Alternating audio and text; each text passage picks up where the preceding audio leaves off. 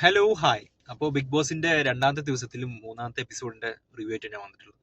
അപ്പോൾ ഇന്നത്തെ ദിവസം എന്ന് പറയുന്നത് തുടങ്ങുന്നത് തന്നെ നമ്മുടെ അനുമോളും മറ്റേ ഷാനവാസും മറ്റേ അക്ബർ ഖാനൊക്കെ കൂടിയിട്ടുള്ള ഒരു ചെറിയ ഒരു പ്രാങ്ക്, അതായത് ഉണർത്തുക എന്നുള്ള ഒരു ലെവലിലേക്ക് അവർ ചെയ്തൊരു പ്ലാനിങ് ആയിരുന്നു ഈ അക്ബർ ഖാനും ഷാനവാസും ഒക്കെ കൂടിയിട്ടുള്ള പരിപാടി. അപ്പോൾ അതിൽ ഉള്ള കോൺട്രവേഴ്സി എന്ന് പറഞ്ഞാൽ ഡോക്ടർമാരെ അപമാനിച്ചു എന്നൊക്കെ പറഞ്ഞിട്ട് അത് ഒരു പൊള്ളയായിട്ടുള്ള ഒരു കാര്യമാണ്. അപ്പോൾ അത് കുറച്ച് ഫീൽ ചെയ്തിട്ടുണ്ടായിരുന്നു മറ്റേ അനുമോളിന്, അനുമോൾക്ക്.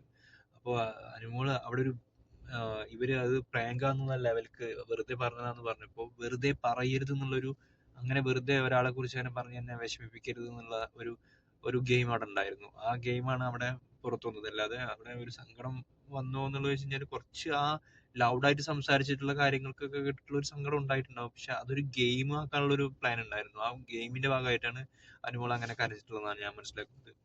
പിന്നെ നമ്മള് അപ്പാനി ശരത്തൊക്കെ കൂടിയിട്ട്, അക്ബർ ഖാനും എല്ലാരും കൂടിയിട്ട്, ആര്യൻ, എല്ലാരും കൂടിയിട്ട് നമ്മുടെ ഈ ജിസൈലിനെ ചൊറിയാൻ പോയിട്ടുണ്ടായിരുന്നു. അത് കണ്ടപ്പോൾ എനിക്ക് തോന്നിയത് ഇത് ഇത് ഒരു വർക്കാവുന്ന ഒരു പ്ലാൻ ആയിരുന്നു, ഇവരെ ഉണർത്തുക എന്നുള്ളത്. പക്ഷെ ഇവർ ഇത്ര സ്ട്രോങ് ആയിട്ട് ഉണരും എന്നുള്ളത് ഞാൻ ഒരിക്കലും പ്രതീക്ഷിച്ചിട്ടുണ്ടായിരുന്നില്ല. കാരണം അവര് ഒരു മലയാളം അധികം സംസാരിക്കാത്ത അങ്ങനത്തെ ഒരു കൂട്ടത്തിലുള്ള ആളാണ്, ഒരു മോഡലും കൂടിയാണ്. അപ്പോൾ അവർക്ക് എങ്ങനെ ഇത് സംസാരിച്ച് ഫലിപ്പിക്കാൻ പറ്റും എന്നുള്ള ഒരു ചെറിയ ഇത് സംശയം എനിക്കുണ്ടായിരുന്നു, മുമ്പേ ഉണ്ടായിട്ടുണ്ടായിരുന്നു. പക്ഷെ അതൊക്കെ തീർത്തു തരുന്ന ഒരു സംഭവമായിരുന്നു ഇന്ന്. അങ്ങനെ അവര് പ്രാങ്കിലൂടെ അവർക്കൊരു സ്പേസ് കൊടുത്തതുപോലെ എനിക്ക് തോന്നി. ഇന്ന് ഒരു പകുതിയിലേറെ ഭാഗം ജിസേലിന് കുറച്ച് സ്ക്രീൻ സ്പേസ് കിട്ടിയ ഒരു പോലെ എനിക്ക് തോന്നിയിട്ടുള്ളത്. അപ്പൊ അവര് അവര് മോഡലാണ്, അവര് എപ്പോഴും ഒരു വസ്ത്രം ഇട്ട് മേക്കപ്പ് ഇട്ട് നിൽക്കുകയാണ്. അതുകൊണ്ടാണ് അതുകൊണ്ട് അങ്ങനെ നിൽക്കേണ്ട ഒരു പരിപാടിയാണോ ഇത്? ഇത് എന്റർടൈൻമെന്റ് ചെയ്യിപ്പിക്കുന്ന ഒരു പരിപാടിയല്ല. അപ്പോൾ കുറച്ച് ആക്റ്റീവ് ആവണം എന്നുള്ള ഒരു തോട്ടിൽ കൂടെയാണ് ഇവര് സംസാരിച്ചിട്ടുണ്ടായിരുന്നത്. അപ്പോ അത് വെറുതെ ഒന്ന് പ്രാങ്ക് ചെയ്തതാ. പക്ഷെ ജിസൈലിന് അത് തീരെ ഇഷ്ടപ്പെട്ടിട്ടില്ല. അത് പ്രാങ്ക് ആണോ അല്ലെങ്കിൽ അത് ഇളക്കി വിടുന്നതാണോ ഒന്നും മനസ്സിലായില്ല. പക്ഷെ ഇവര് ലാസ്റ്റ് അത് ഇങ്ങനെ ഞങ്ങൾ വെറുതെ പറഞ്ഞതാണെന്നുള്ള ഒരു ഇതാക്കി. പക്ഷെ ഇത് ഇഷ്ടപ്പെടാതെ തന്നെ ഇവര് തിരിച്ചു പ്രതികരിക്കുന്ന ഒരു രീതി ഉണ്ടായിരുന്നു. അതും സൂപ്പർ ആയിരുന്നു. കാരണം അവർക്കുള്ള ഒരു സ്പേസ് കിട്ടിയതുപോലെ തോന്നി. കാരണം അവരാണ് ഒന്ന് സൈലന്റ് ആയിട്ട് പോയിട്ടുണ്ടായിരുന്നത്. അപ്പോൾ അവർക്കൊരു സ്പേസ് കിട്ടിയതുപോലെ തോന്നി. അത് കുറച്ചും കൂടി ബെറ്റർ ആയിട്ട് എനിക്ക് ഫീൽ ചെയ്തു. ആ ഒരു കണ്ടസ്റ്റൻസിനെ ഒന്ന് ഉണർത്തിയിട്ട് നമ്മുടെ മുമ്പിൽ ഒന്ന് ഇട്ട് തന്നപ്പോൾ അവരുടെ ക്യാരക്ടർ എന്താന്നുള്ളത് ചെറുതായിട്ട് നമുക്കൊരു പിടുത്തം കിട്ടാൻ വേണ്ടിയിട്ടുള്ള ഒരു അവസരമായിട്ട് തോന്നി. ഇപ്രാവശ്യത്തെ ബിഗ് ബോസിൽ എല്ലാവരും ഉണർന്നിരിക്കുകയാണ്. കാരണം എല്ലാരും ഇങ്ങനെ ഒരു സാധനം പഠിച്ചു വെച്ചിരിക്കുകയാണ്. ഇതൊരു ഗെയിമാണ്. ഇതില് ഇതിലെപ്പോഴും ആക്റ്റീവായി കൊണ്ടിരിക്കണം. എന്നെങ്കിലേ ആൾക്കാർ നമ്മളെ ഇവിടെ പിടിച്ചു നിർത്തുള്ളൂ ഉള്ളൊരു ഒരു ചെറിയ വലിയൊരു വിഭാഗം ആൾക്കാരും അങ്ങനെ തന്നെയാണ് വിചാരിച്ചിട്ടുള്ളത്. ഒരു കണക്കിന് അങ്ങനെ വിചാരിക്കുന്നത് നല്ലത് തന്നെയാണ്. പക്ഷെ ചില കാര്യങ്ങൾ വെച്ച് നോക്കുമ്പോൾ ഈ മനുഷ്യത്വത്തിന് ഒരു പ്രാധാന്യം, അത് ഏത് മേഖല, എത്ര വലിയ ഗെയിംസ് ആയാലും, ക്രിക്കറ്റ് ആയിക്കോട്ടെ, ഫുട്ബോൾ ആയിക്കോട്ടെ, എവിടെ വന്നാലും ഒരു മനുഷ്യത്വത്തിന്റെ ഒരു ചെറിയ ആ, ചെറിയ മൂല്യം എപ്പോഴും കാണിക്കേണ്ടത്. ഇവിടെ മനുഷ്യത്വം എന്ന് പറയുന്ന സാധനം ഒട്ടും ഇല്ലാത്ത കുറച്ച് ആളുകളെ പോലെ പെരുമാറിയിട്ട് മറ്റുള്ളവർ ഞങ്ങളൊരു ഗെയിമർ ആണെന്ന് കാണിക്കുന്ന, അല്ലെങ്കിൽ ഇതൊരു ഗെയിമാണെന്ന് മുമ്പ് പറഞ്ഞിട്ട് നമ്മള് പ്രേക്ഷകരും അവിടെ ഉള്ളിലുള്ള ആൾക്കാരൊക്കെ പറഞ്ഞിട്ട് അത് അത് അങ്ങനെ ഉൾക്കൊണ്ടിട്ട് ഇതൊരു ഗെയിമാണ്, അപ്പൊ ഇവിടെ എന്തും ചെയ്യാൻ പറ്റും, ആരെന്ത് വേണേലും പറയാം, ഇമോഷണൽ ആരെന്തും എങ്ങനെ വേണേലും തകർക്കാം, സ്കോർ ചെയ്യുക എന്നുള്ള ഒരു പാഠം മാത്രമാണ് ഇവർ പഠിച്ചിട്ട് എല്ലാവരും വന്നിട്ടുള്ളത്. അപ്പൊ ഇപ്പത്തെ പ്രേക്ഷകർ ഇത് എങ്ങനെ ആക്സെപ്റ്റ് ചെയ്യുന്നത് പോലെ ഇരിക്കും ഇവരുടെ ഗെയിം. കാരണം ഒരു ഗെയിം ആണെങ്കിലും മാനസിക മൂല്യം കുറച്ച് കൂടുതലുള്ള കൂട്ടത്തിലാണ് നമ്മൾ മലയാളികൾ. പ്രത്യേകിച്ചും നമ്മളിപ്പോ ഇപ്പൊ പുറത്ത് നിൽക്കുന്ന നമുക്ക് മനസ്സിലാവുന്ന കാര്യമാണ്. നമ്മൾ കുറച്ചും കൂടി ഇമോഷണലി മറ്റുള്ളവരായിട്ട് കണക്ട് ചെയ്യാൻ നോക്കും.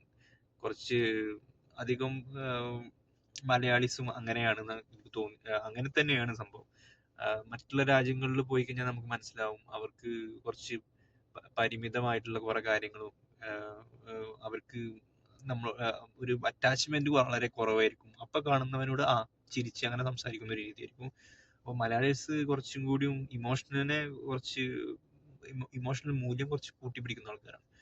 അവിടെ ഇവരുടെ ഗെയിം ഇങ്ങനെ തന്നെ പോയി കഴിഞ്ഞാല് എല്ലാവർക്കും ഒരു എല്ലാവരും ഒരുപോലെ എന്നുള്ള ഒരു ലെവലിലേക്ക് ഗെയിം മാറാൻ സാധ്യതയുണ്ട്. പിന്നെ ഇന്നത്തെ ഗെയിമിലെ അഭിലാഷ്, അതുപോലെ തന്നെ നമ്മുടെ അക്ബർ ഖാന്,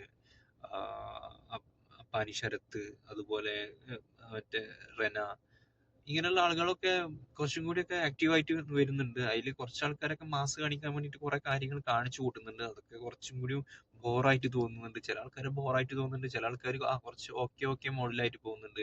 അപ്പൊ എല്ലാരും നമുക്ക് ഒരൊറ്റ സമയം കൊണ്ട് ജഡ്ജ് ചെയ്യാനുള്ള ഒരു അവസരം ഇവർ ഉണ്ടാക്കി തരികയാണ്. ഇവര് ഫാസ്റ്റ് ആൻഡ് ഫാസ്റ്റ് കളിയാണ്. ബിഗ് ബോസിന് തന്നെ മനസ്സിലായി ഇവര് എല്ലാ സാധനങ്ങൾക്കും ഒരു ഞാനും ഒരു ബ്രില്യൻ്റ് ആണെന്ന് കാണിച്ചു തരുന്ന, അല്ലെങ്കിൽ മറ്റുള്ളവരെ കാണിക്കാൻ വേണ്ടി ചെയ്യുന്ന കുറെ കാര്യങ്ങളായിട്ട് എനിക്ക് തോന്നിയിട്ടുണ്ട്.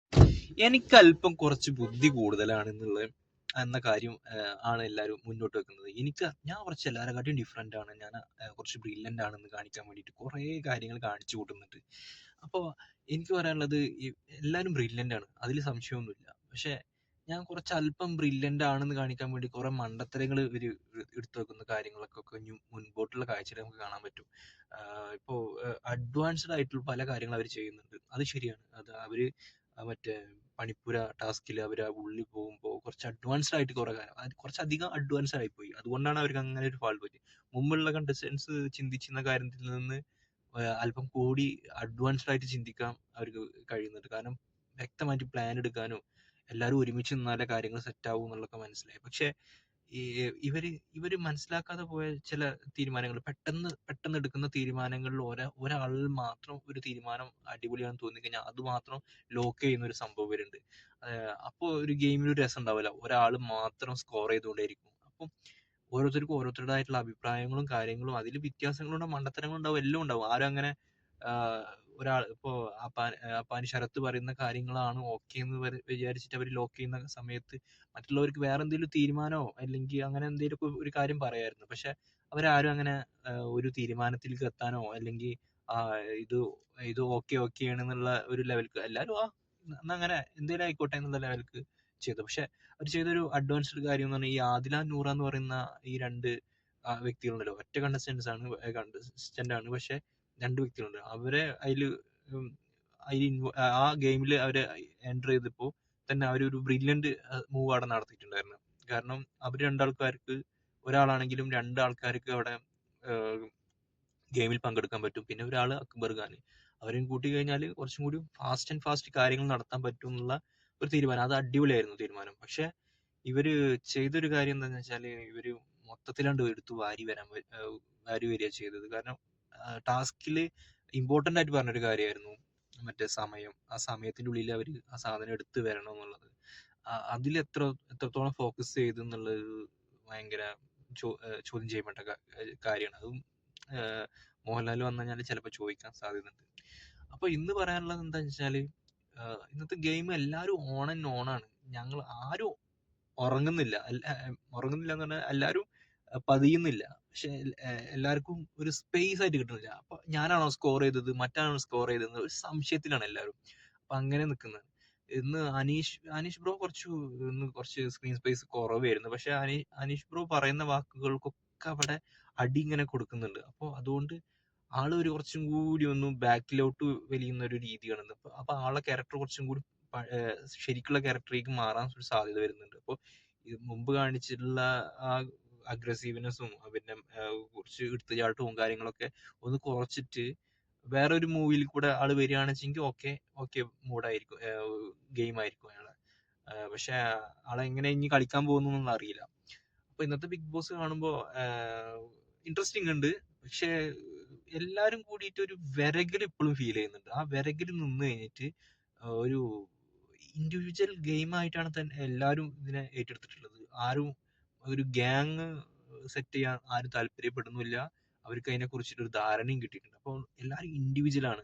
ഇപ്രാവശ്യത്തെ ഗെയിമിൽ ഞങ്ങൾ എല്ലാവരും ഇൻഡിവിജ്വൽ ആണെന്നുള്ള ഒരു ഭയങ്കരമായിട്ടുള്ള ഒരു ശക്തമായ തീരുമാനം എല്ലാവരും എടുത്ത പോലെ എനിക്ക് തോന്നിയിട്ടുണ്ട്. അപ്പൊ അത് ഒരു പക്ഷേ പ്രേക്ഷകർക്ക് നമുക്ക് കുറച്ച് ഗുണം ചെയ്യും. പിന്നെ വോട്ടിംഗ് സിസ്റ്റത്തിൽ ഇപ്പോ ആരൊക്കെ ഇപ്പൊ വോട്ടിങ്ങിൽ വന്നാലും ഇപ്പോ ഏകദേശം ആൾക്കാർ വോട്ട് ചെയ്ത് ലീഡ് ആക്കുന്ന ആൾക്കാരാണ് അവിടെ നിൽക്കുള്ളൂ. ബാക്കി ആൾക്കാരൊക്കെ ഒരാൾ അല്ലെങ്കിൽ രണ്ടാൾക്കാരായിട്ട് ഔട്ടായി പോകും. ഇപ്രാവശ്യത്തെ ഇതിൽ വെച്ച് നോക്കുമ്പോൾ ഫസ്റ്റ് തന്നെ ഒരു എവിഷൻ ഉണ്ടാവാൻ സാധ്യതയില്ല. കാരണം എല്ലാവരും ഒരു ഓൺ ആൻഡ് ഓൺ ആണ് എല്ലാവരും. അപ്പോൾ അങ്ങനെ ആവുമ്പോൾ ഒരിക്കലും ഒരു എവിക്ഷൻ നടക്കാൻ സാധ്യതയില്ല. നോക്കാം നമുക്ക് എന്താ സംഭവിക്കുക എന്നുള്ളത്. അപ്പോൾ എല്ലാവരും ഈ വീഡിയോ ഇഷ്ടപ്പെടുകയാണെന്ന് വെച്ചെങ്കിൽ സബ്സ്ക്രൈബ് ചെയ്യുക, ഷെയർ ചെയ്യുക, കമൻറ്റ് ചെയ്യുക. ഓക്കെ.